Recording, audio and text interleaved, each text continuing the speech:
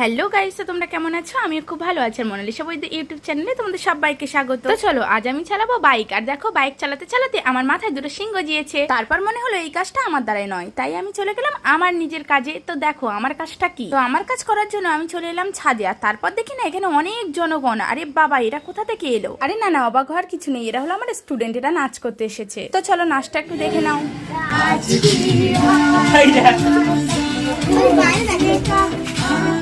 Actually বৃষ্টির কারণে ওরা এখন ঘরের মধ্যে নাচটা করছে। অবশ্যই এই নাচটা আমার দ্বারা সম্ভব নয়।